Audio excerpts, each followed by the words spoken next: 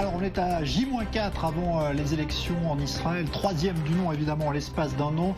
Et nous recevons la ministre de l'égalité sociale du gouvernement Netanyahou, Ghila Gamliel. Bonsoir, merci d'être dans les studios d'i24 News. Alors d'abord une question qui concerne ce coronavirus qui, on le sait, inquiète beaucoup de gens. Est-ce que vous craignez que les Israéliens n'aillent pas voter lundi parce qu'ils ont peur d'attraper ce virus ? Tout d'abord, j'appelle tout le monde à aller voter parce que c'est la chose la plus importante qui soit. En ce qui concerne le coronavirus, nous nous en occupons. Il n'y a pas lieu de s'inquiéter. On peut aller voter sans crainte. Néanmoins, il faut reconsidérer tous les voyages à l'étranger. En Israël, nous sommes plus protégés du virus et si ça n'est pas nécessaire, il ne faut pas voyager, il faut réduire les vols à l'étranger jusqu'à ce que la situation s'éclaircisse en Europe. On voit qu'il y a de plus en plus de pays qui sont touchés. Nous avons réussi à stopper l'épidémie en Israël, nous avons réussi à empêcher l'entrée d'étrangers venus de Corée du Sud et de Chine. Maintenant, nous empêchons l'entrée de personnes qui viennent d'Italie. Nous contrôlons toutes les personnes qui sont en quarantaine. Il n'y a pas lieu de s'inquiéter. La vie quotidienne peut se poursuivre de manière normale et nous traitons ces choses de manière très professionnelle. Je suis en tant que ministre membre du comité dirigé par le Premier ministre. Nous réunissons régulièrement. Les directeurs généraux des ministères se réunissent tous les jours. Nous faisons les choses de manière très professionnelle. Soyez calmes et surtout venez voter. Voilà, alors allez voter. Justement, vous devez être rassuré par les derniers sondages qui montrent que le Likoud et la droite est proche, toute proche selon les sondages, de retrouver cette majorité.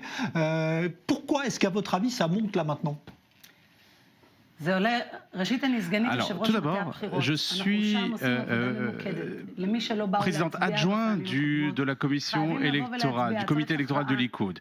Il faut que les gens aillent voter. Ceux qui n'avaient pas voté, qu'ils se déplacent pour qu'il n'y ait pas de quatrième élection.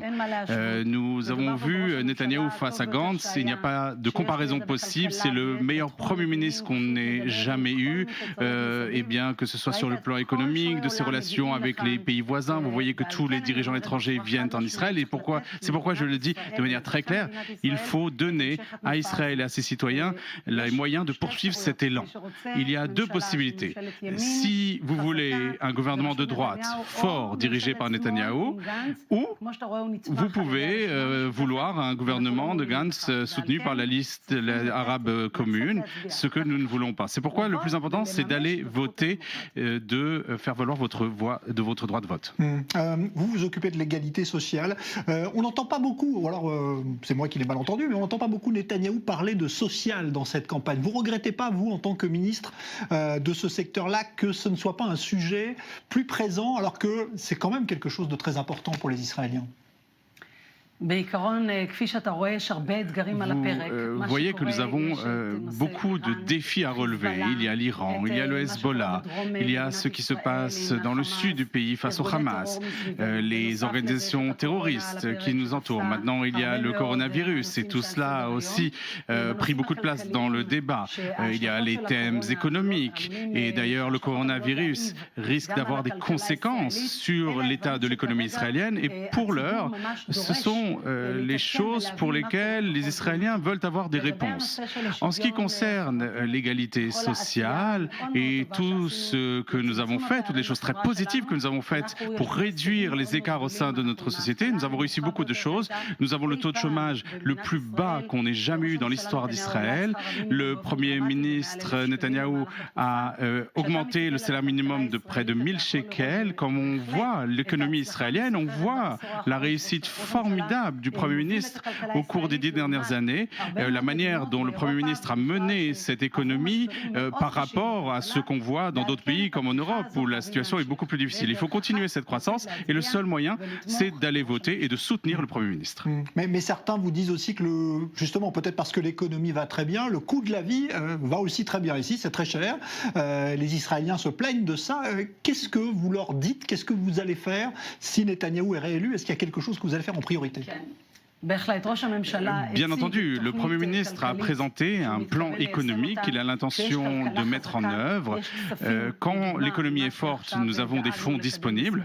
Par exemple, nous avons décidé de consacrer les revenus du gaz naturel et de mettre ces revenus dans un fonds qui a déjà été créé par le Premier ministre pour que ces fonds servent à l'éducation, à le bien-être social, à la santé. Et tout cela va faire avancer aussi le pays sur les questions du coût de la vie, comme vous l'avez présenté. Et le Premier ministre a affirmé sa volonté de faire avancer ces sujets. En fin de compte, il faut encore une fois aller voter, réaliser votre droit de vote, tous ceux qui n'ont pas voté pour le Likoud la dernière fois. Alors, on a vu que la campagne a été beaucoup autour du plan de Donald Trump et de l'éventuel État palestinien. Est-ce que vous trouvez que Netanyahou a été très clair là-dessus? C'est-à-dire que on n'entend pas trop parler de cet État palestinien, évidemment. Il dit qu'il est pour le plan Trump, mais il ne parle pas trop de l'État palestinien. Est-ce que vous pensez qu'il y aura un État palestinien un jour, ou est-ce que ce n'est pas obligatoire finalement malgré ce plan Trump? Non, ça n'est pas obligatoire. Et je pense aussi que le plan Trump est un plan excellent en ce sens que pour la première fois, on reconnaît notre droit, le droit du peuple juif sur toutes les localités juives. C'est la réalisation du rêve de tous les juifs qui se sont installés en Israël, que toutes les localités juives soient placées sous souveraineté israélienne. Et c'est un immense succès. La deuxième chose, c'est qu'il n'y a pas de réfugiés palestiniens. Un réfugié palestinien n'a pas droit à des droits qui ne sont pas dévolus à d'autres réfugiés à travers le monde.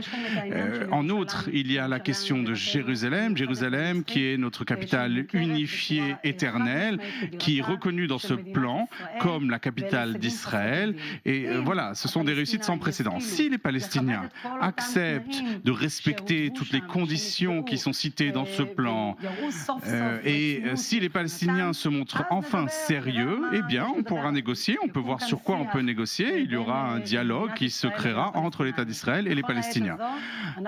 À l'heure actuelle, nous allons commencer par l'application de la souveraineté sur toutes les localités juives dans tout le territoire d'Israël. Si Netanyahou gagne ces élections, comme vous l'espérez, lundi prochain, est-ce qu'à votre avis, il pourra mener de front son procès, qu'il attend, qui est là aussi, et conduire les affaires du pays avec un nouveau gouvernement? Bien entendu, le Premier ministre l'a montré aujourd'hui. Ce qu'il réussit à faire en une heure, personne d'autre ne peut le faire en un an. Son intelligence, ses capacités, sa faculté, sa compréhension de la situation économique, de la situation de sécurité, de la diplomatie, c'est quelque chose ce sont des choses dans lesquelles il est supérieur à tous les autres candidats. Bon, alors vous êtes une fidèle, évidemment.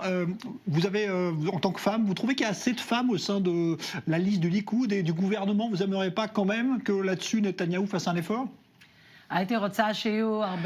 Je voudrais qu'il y ait beaucoup plus de femmes au sein de la direction de l'État, au sein de la Knesset, mais nous avons des élections, nous sommes un parti démocratique, nous avons des primaires, nous avons 2 femmes dans les 10 premiers de la liste, ça n'est pas suffisant bien sûr, mais comparer cela à Bleu-Blanc, à Kahol-Lavan, où les gens sont nommés, eh bien là aussi il y a 2 femmes, alors qu'ils auraient très bien pu nommer plus de femmes, mais ils ne profitent pas du fait qu'ils sont capables de modeler la liste comme ils le désirent. Et c'est pourquoi il y aura beaucoup moins de femmes dans la prochaine Knesset que dans les Knesset du passé.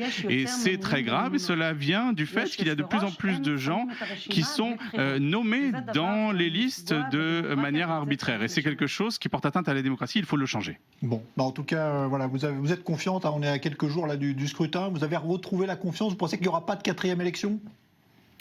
Nous ne méritons pas de 4e élections. Les citoyens d'Israël ne le méritent pas et nous devons nous assurer que les choses soient tranchées. Il faut continuer de suivre la voie d'un gouvernement qui a fait tant de bonnes choses au cours des 10 dernières années et surtout au sein de la dernière législature. Et c'est pourquoi il faut que les millions de gens qui ont voté pour le Likoud fassent venir un frère, une sœur, un parent pour que ces 300 000 personnes qui ne sont pas venues voter la dernière fois le fassent, ce qui nous permettra de l'emporter.